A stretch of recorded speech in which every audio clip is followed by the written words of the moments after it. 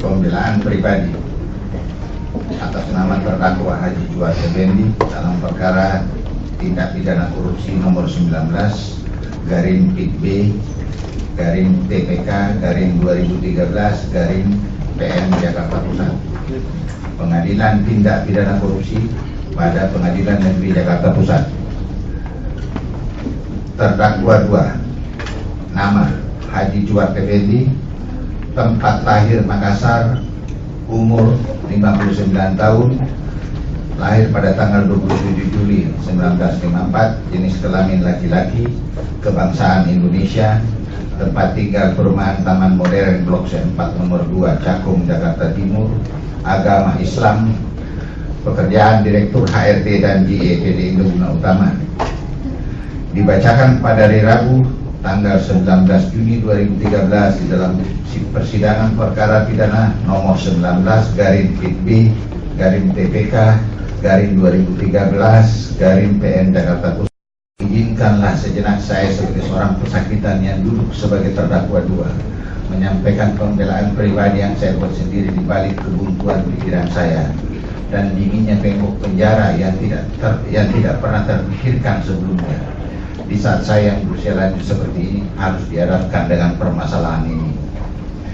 Saya mengucapkan terima kasih yang sebesar-besarnya kepada Majelis Hakim yang dengan kearifan dan kebijaksanaannya selama kurang lebih 2 bulan ini telah memimpin jalannya persidangan, yang telah memimpin jalannya proses sidang perkara kami ini sehingga persidangan dapat berjalan dengan baik dan lancar. Tidak lupa juga saya memohon maaf yang sebesar-besarnya kepada Majelis Hakim yang mulia apabila selama proses persidangan ini ada kata-kata saya yang saya ucapkan tidak berkenan dalam persidangan ini. Terima kasih juga saya ucapkan kepada penuntut umum yang telah bekerja sesuai dengan tugas dan tanggung jawabnya dalam membuktikan dakwaannya. Kepada tim penasihat hukum, saya ucapkan terima kasih karena selain memberikan nasihat dan bantuan hukum, tim penasihat hukum juga telah memberikan support dan semangat kepada saya untuk tetap tenang dan berdoa kepada Allah Subhanahu wa Ta'ala agar dapat diberi keadilan oleh Majelis Hakim dalam menghadapi masalah ini. Ucapan terima kasih juga saya sampaikan kepada keluarga dan saudara-saudara saya serta kepada seluruh hadirin pengunjung sidang, baik wartawan, teman-teman dan seluruh karyawan PT Indo Guna Utama yang telah datang mengikuti proses persidangan ini dari awal hingga nanti akhirnya. Majelis Hakim yang saya muliakan, jaksa penuntut umum yang terhormat, tim penasihat hukum yang terhormat, dan sidang pengadilan yang terhormat. Saya bekerja di PT Indo Guna Utama sejak tahun 2001. Pada awal bekerja di PT Indo Guna Utama saya ditempatkan sebagai manajer personalia. Namun seiring berjalannya waktu dan meningkatnya prestasi yang saya capai di perusahaan tersebut, maka pada tahun 2005 saya diangkat sebagai Direktur HRD dan GE yang salah satu lingkup tugasnya mengurus perizinan perusahaan. Terkait dengan permasalahan ini saya mencoba menjelaskan mengenai duduk permasalahan yang saya ketahui dengan tidak saya kurangi serta tidak pula saya tambahkan. Saya mencoba menceritakan permasalahan ini secara objektif sesuai dengan apa adanya, di mana permasalahan ini saya tidak pernah mengenal atau berhubungan dengan Lutfi Hasan Ishak Ahmad Fatona. Permasalahan ini berawal dari Elda Deviana yang pada saat itu mengaku bernama Dati menghubungi Thomas Sembiri selaku Direktur Eksekutif ASPIDI atau Asosiasi Importir Daging Indonesia untuk menanyakan daftar importir daging sapi di Indonesia dan menyatakan bahwa yang bersangkutan mempunyai kuota impor daging sebesar 10.000 ton. Yang bersangkutan juga mengatakan kepada Thomas Sembiri mau menjual kuota impor daging sapi tersebut serta bertanya siapa importir yang besar. Yang dijawab oleh Thomas Sembiri yaitu PT Indo Guna Utama milik Ibu Maria Elizabeth Liman. Elda Deviana kemudian menghubungi teman Ibu Maria Elizabeth Liman yang kebetulan kenal dengan Elda Deviana yang bernama Marta dan meminta untuk diperkenalkan dengan Ibu Maria Elizabeth Liman yang pada akhirnya diperkenalkanlah Elda Deviana oleh Marta kepada Ibu Maria Elizabeth Liman. Selanjutnya, Elda meyakinkan dan membujuk Ibu Elizabeth Liman dengan mengatakan bahwa ia atau Elda Deviana dapat membantu melakukan penambahan kuota impor daging sapi semester 2 tahun 2012. Karena pembicaraan Elda Deviana alias Bunda tersebut sangat meyakinkan dan atas bujuk rayu yang dilakukan oleh Elda tersebut, maka saya berusaha mengingatkan kepada Ibu Maria Elizabeth Liman agar menolak kerayuan yang diberikan oleh Elda terkait dengan permohonan penambahan kuota. Karena saya mengetahui dengan persis mengenai proses SRPP atau Surat Rekomendasi Persetujuan Pemasukan di Kementerian Pertanian, yang pada saat itu tidak ada informasi mengenai tambahan kuota impor daging sapi semester 2 tahun 2012. Untuk membuktikan perkataan Elda Deviana apakah benar atau tidak, maka saya berpikir tidak ada salahnya saya mencoba melakukan permohonan penambahan kuota daging sapi melalui Elda Deviana.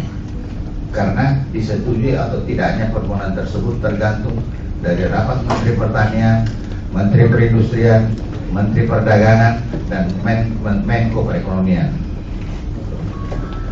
Pada saat itu saya belum pernah bertemu sama sekali dengan Elda Deviana. Saya baru bertemu dengan Elda Deviana pada awal Januari 2013. Akhirnya pada tanggal 8 November 2012 saya menyuruh staf saya bernama Priyoto agar membuat permohonan penambahan kuota sebanyak 500 ton atas nama PT Indoguna Utama yang akan diserahkan melalui staf Elda Deviana yang bernama Jerry untuk dimasukkan ke Pusat Perizinan dan Investasi atau PPPTP. Atas permohonan penambahan kuota sebanyak 500 ton tersebut, pada tanggal 26 November 2012 dilakukan penolakan oleh PPPTP melalui surat nomor 1385/PD dan 660/F6/11/2012. Terkait dengan penolakan tersebut, maka saya menanyakan kepada Jerry Roger Kumontoy. Namun jawaban yang diberikan oleh Jerry dengan mengatakan kepada saya bahwa pengajuan penambahan yang diajukan terlalu sedikit dan meminta saya untuk melakukan permohonan penambahan kuota daging sapi dengan jumlah permohonan lebih banyak sebesar 5.150 ton. Atas saran yang diberikan tersebut, saya berpikir kembali bahwa tidak ada salahnya mengajukan permohonan penambahan kuota seperti yang disarankan oleh Elda Deviana melalui Jerry, karena saya ketahui ada importir lain juga yang mengajukan permohonan yang sama. Oleh karena itu, pada tanggal 27 November 2013 saya menyuruh kembali staf saya bernama Priyoto untuk membuat surat permohonan penambahan kuota impor daging sapi sebagaimana yang disarankan oleh Jerry. Permohonan tersebut dibuat atas nama PT Indoguna Utama dan 3 anak perusahaan PT Indoguna Utama, yaitu PT Sinar Terang Utama, CV Cahaya Karya Indah, CV Surya Cemerlang Abadi. Setelah permohonan penambahan kuota sebesar 5.150 ton yang diajukan melalui Jerry dimasukkan ke loket PPPTP Kementerian Pertanian, maka pada tanggal 30 November 2012 telah dilakukan penolakan oleh PPPTP Kementan. Oleh karena terus dilakukan penolakan oleh Kementerian Pertanian, maka Elda Deviana meminta kepada Jerry agar menyampaikan kepada saya untuk melakukan permohonan penambahan kuota impor daging sapi kembali dengan jumlah yang lebih besar. Atas saran yang diberikan tersebut, maka saya mulai malas berbicara dengan Jerry karena apa yang dikatakannya tidak sesuai dengan kenyataan. Setelah beberapa lama dan sempat tidak ada komunikasi, Jerry menghubungi saya dan mengatakan Jerry diminta oleh Elda Deviana agar menyampaikan kepada saya untuk mengajukan penambahan kuota impor daging sapi sebanyak 8.000 ton untuk tahun 2013 dengan mengatakan bahwa UBAN atau Bapak Hatta Rajasa telah menyetujui tambahan kuota impor daging sebesar 20.000 ton. Untuk membuktikan apakah perkataan mereka betul atau tidak, maka saya menyuruh staf saya yang bernama Priyoto untuk membuat kembali permohonan penambahan kuota impor daging sapi dengan mengatakan, Pri, coba kamu buat surat permohonan penambahan kuota impor daging sebanyak 8.000 ton yang mengatasnamakan PT Indoguna Utama dan 4 anak perusahaan PT Indoguna Utama. Lalu dijawab oleh Pri, baik Pak. dan menanyakan berapa pembagian jumlah permohonan kuota yang dimohonkan oleh masing-masing perusahaan. Lalu saya jawab, terserah kamu saja, Pri, karena saya yakin permohonan ini tidak akan disetujui. Surat permohonan penambahan kuota sebanyak 8.000 ton tersebut diajukan atas nama PT Indo Guna Utama dan 4 anak perusahaan PT Indo Guna Utama, yaitu PT Sinar Terang Utama, PT Nuansa Guna Utama, CV Cahaya Karya Indah, CV Surya Cemerlang Abadi. Permohonan tersebut dibuat pada tanggal 18 Desember 2012. Permohonan sebanyak 8.000 ton tersebut oleh staf saya bernama Priyoto diberikan kepada Jerry di salah satu minimarket Circle K di dekat Kementerian Pertanian, yang kemudian saya ketahui tidak pernah dimasukkan ke loket KPPTP oleh Jerry maupun Elda Deviane. Sejak permohonan penambahan kuota impor daging sebanyak 8.000 ton tersebut, saya tidak pernah berinteraksi kembali dengan Jerry maupun dengan Elda Deviana. Begitu pula sebaliknya, mereka tidak pernah menghubungi saya sampai dengan tanggal 11 Januari 2013 pada saat pertemuan di Angels House di Senayan City, di mana pada pertemuan tersebut juga dihadiri oleh Suaryono, Kepala Pusat PPPTP. Dalam pertemuan tersebut kami membahas mengenai analisis kebutuhan daging dan ketersediaan daging. Namun Suaryono menjawab bahwa ia tidak mengetahui berapa jumlah kebutuhan dan ketersediaan daging di pasaran. Karena tidak adanya kejelasan mengenai permohonan penambahan kuota sebagaimana saran yang diberikan oleh Elda Deviane, maka saya mulai merasa yakin dengan dugaan saya bahwa selama ini Elda Deviane dan Jerry hanyalah berusaha menipu PT Indo Guna Utama dengan iming-iming dapat membantu melakukan permohonan penambahan kuota impor daging sapi. Keyakinan tersebut terbukti setelah saya memerintahkan staf saya, Priyoto, untuk mengecek apakah permohonan penambahan kuota impor tahun 2013 sebanyak 8.000 ton masuk ke PPPTP, dan ternyata permohonan tersebut pernah masuk ke PPPTP pada Kementerian Pertanian. Bahwa pada tanggal 21 Januari 2013 pada sore hari, Elda Deviane menelpon saya untuk meminta bertemu dengan saya, namun ajakan tersebut saya tolak. Lalu tidak lama kemudian Ibu Maria Elizabeth Liman juga menelpon saya. Beliau menyampaikan kepada saya bahwa Elda Deviane memaksa minta bertemu dengan Ibu Maria Elizabeth Liman. Tetapi Ibu Maria Elizabeth Liman menolak pertemuan tersebut dengan alasan ada tamu dari Turki. Saya juga menyampaikan kepada Ibu Maria Elizabeth Liman bahwa Elda Deviane meminta untuk bertemu dengan saya, tetapi ajakan tersebut saya tolak dengan alasan sedang sakit. Atas penolakan yang saya lakukan tersebut, maka Elda Deviane meminta saya untuk bertemu pada esok harinya. Atas informasi yang saya sampaikan kepada Ibu Maria Elizabeth Liman tersebut, maka Ibu Maria Elizabeth Liman mengatakan kepada saya untuk tidak usah datang menghadiri ajakan dari Elda tersebut. Maka atas perintah dari Ibu Maria Elizabeth Liman, saya tidak menghadiri ajakan pertemuan tersebut. Setelah itu saya berpikir bahwa tidak ada lagi dokumen yang saya harus siapkan. Maka saya memutuskan untuk konsentrasi persiapan operasi pada tanggal 23 Januari 2013 di Rumah Sakit Mitra Keluarga Depok. Majelis hakim yang saya muliakan, jaksa penuntut umum yang terhormat, tim penasihat hukum yang terhormat. Kejadian tanggal 29 Januari 2013. Izinkan saya sedikit membahas kejadian pada tanggal 29 Januari 2013. Sebetulnya pada saat itu saya disarankan untuk tidak masuk kantor karena kondisi kesehatan saya yang belum pulih pasca operasi dan perawatan medis yang saya alami.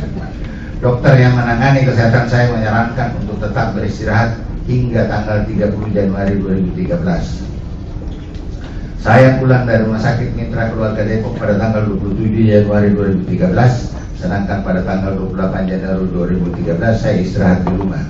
Namun karena saya mempunyai tugas dan saya mempunyai tanggung jawab terhadap pekerjaan, maka saya memaksakan diri untuk tetap masuk kantor pada tanggal 29 Januari 2013. Sebagai karyawan yang bekerja di perusahaan, maka saya mencoba melakukan pekerjaan yang ditugaskan kepada saya dengan baik. Pada tanggal 29 Januari 2013 siang, datang seorang yang bernama Rudi Susanto yang saya kenal sebagai pengusaha daging PT Berkat Mandiri ke kantor PT Indo Guna Utama dengan membawa bungkusan plastik. Ia datang ke PT Indo Guna Utama menurut keterangan yang diberikannya kepada saya ialah untuk bertemu dengan terdakwa 1 atau Arya Abdi Effendi. Mengenai urusan apa antara Rudi Susanto dan terdakwa 1, saya tidak mengetahui urusan tersebut.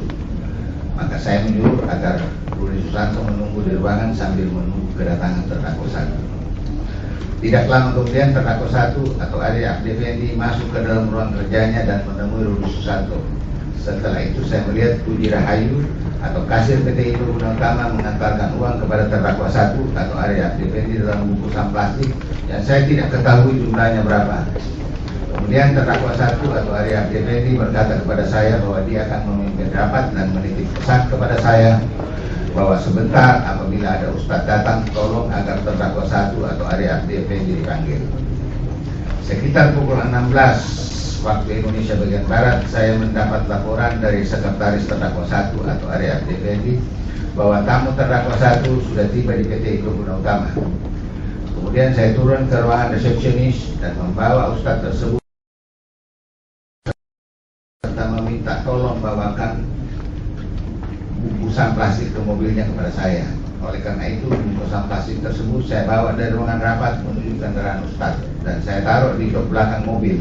Begitu juga dengan Rudi Susanto yang membawa kardus putih ditaruh di jok belakang mobil tersebut. Setelah itu ustadz pergi meninggalkan PT Indo Guna Utama. Majelis hakim yang saya muliakan, jaksa penuntut umum yang terhormat, tim penasihat hukum yang terhormat, dan sidang pengadilan yang terhormat. Yang menjadi pertanyaan di dalam pikiran saya hingga saat ini adalah, apakah saya bersalah karena mengangkat bungkusan yang diserahkan kepada orang yang mengaku bernama ustadz tersebut, sehingga saya harus dituntut dengan tuntutan yang sangat tinggi ini? Atau apakah saya bersalah apabila saya mempersiapkan dokumen-dokumen yang berkaitan dengan permohonan izin atau rekomendasi yang merupakan tugas dan tanggung jawab sebagai Direktur Jenderal Affairs PT Indo Guna Utama? Jika iya, sebagai orang yang buta hukum, tentunya menjadi pertanyaan besar bagi saya, di mana letak keadilan ini berpijak. Saya pun tidak tahu uang tersebut akan dipergunakan untuk apa oleh orang yang mengaku bernama Ustadz, yang pada akhirnya diketahui bernama Ahmad Fatona. Akan diberikan kepada siapa uang tersebut, ataukah mungkin juga uang tersebut akan dipergunakan untuk keperluan pribadi Ahmad Fatona? Saya sendiri tidak mengetahuinya. Yang jelas, pada saat kejadian itu tidak pernah terpikirkan dalam benak pikiran saya akan menjadi terdakwa di pengadilan ini. Majelis hakim yang saya muliakan, perkenankan saya mengutip salah satu surat dalam Al-Quran. Allah Subhanahu wa Ta'ala dalam kitab suci Al-Quran surah Al-Imran ayat 99 berfirman yang artinya, sesungguhnya kejadian di langit dan di bumi dan pertukaran malam dan siang itu menjadi tanda-tanda akan kebesaran ilahi bagi orang-orang yang berakal, yaitu orang-orang mengingat Allah ketika berdiri dan duduk. Sewaktu berbaring mereka berpikir bagaimana kejadian langit dan bumi dan berkata, Hai Tuhan kami, bukanlah Engkau jadikan ini dengan percuma. Kandungan ayat dalam kitab suci Al-Quran tersebut dapatlah diartikan bahwa akal manusia diperintahkan untuk berpikir, untuk memperhatikan segala sesuatu yang terjadi di langit dan di bumi dalam pertukaran siang dan malam, seperti halnya peristiwa yang terjadi atas diri saya, sehingga tidaklah berlebihan apabila saya melalui pembelaan ini sangat berharap kepada majelis hakim yang mulia dapat memahami dan mempertimbangkan fakta yang telah saya uraikan melalui peristiwa yang sebenarnya terjadi, sehingga saya dihadapkan di muka persidangan ini.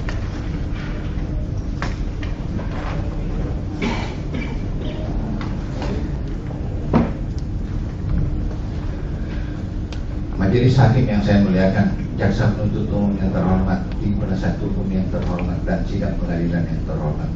Selain pemaparan mengenai peristiwa yang sebenarnya terjadi melalui pembelaan pribadi yang saya buat ini, izinkanlah saya juga menyampaikan latar belakang keluarga saya.